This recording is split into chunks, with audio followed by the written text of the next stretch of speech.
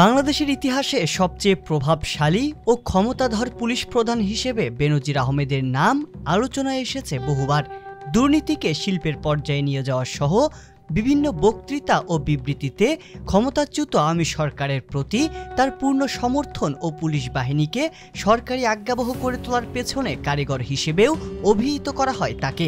2010 সালে DMP commissioner হিসেবে নিযুক্ত হওয়ার পর 2015 সাল থেকে 2020 সালে র্যাবের মহাপরিচালক হিসেবে দায়িত্ব পালন করেন। 2020 সালের 15 এপ্রিল পুলিশ প্রধান হিসেবে নিযুক্ত হন বেনজির আহমেদ। বাংলাদেশ পুলিশ বাহিনীর গুরুত্বপূর্ণ 3টি পদে 1 দশকেরও বেশি সময় ধরে ক্ষমতায় থেকে বেনজির আহমেদ গড়েছেন দুর্নীতির পাহাড়। পুলিশ প্রধানের দায়িত্ব থেকে অবসরে যাওয়ার পর বিভিন্ন গণমাধ্যম সূত্রে বের হয়ে আসতে থাকে বেনজিরের বিভিন্ন অপকর্মের ফিরিস্তি। দুর্নীতির সকল অভিযোগের প্রেক্ষিতে দুদক অনুসন্ধান শুরু করে।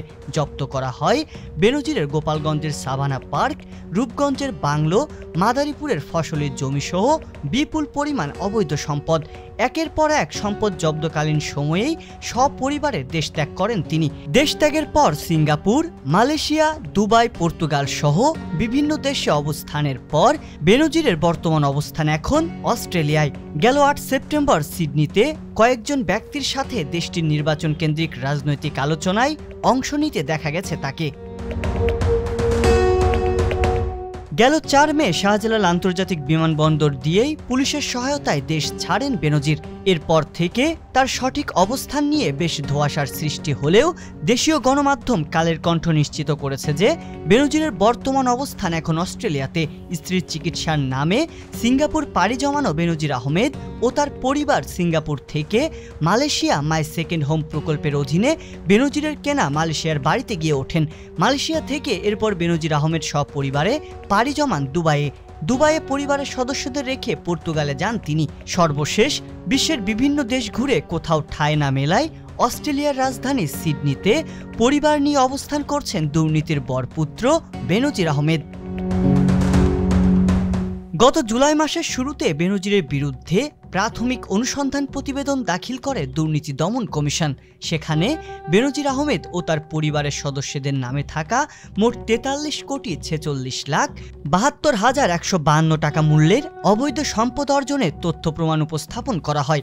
প্রকাশ্যে এমন বিপুল সম্পত্তির হিসাব আসলেও অন্তরালে যে বেনজিরের অবৈধ সম্পদের পরিমাণ এর কয়েক গুণ বেশি তার প্রমাণও মিলেছে বিভিন্ন গণমাধ্যমে প্রকাশিত খবরে। 35 বছরের চাকরি জীবনে 5 বার পুলিশ বাহিনীর সর্বোচ্চ পদক বিপিএম, সেরা করদাতা পুরস্কার সহ পেয়েছিলেন শুদ্ধাচার পুরস্কারও। তবে এত নাম আর খ্যাতির আড়ালে প্রভাব প্রতিপত্তিকে কাজে লাগিয়ে সম্পদ অর্জনে বেশ মনোযোগী ছিলেন বেনজির।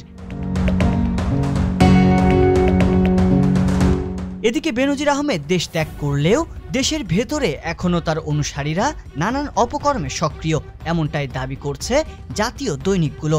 ছাত্র আন্দোলনের মুখে স্বৈরাচার সরকারের ক্ষমতাচ্যুতির পরও নানান অপকর্মের পরও বহাল তবিয়তে আছেন বেনজির অনুসারী কর্মকর্তারা।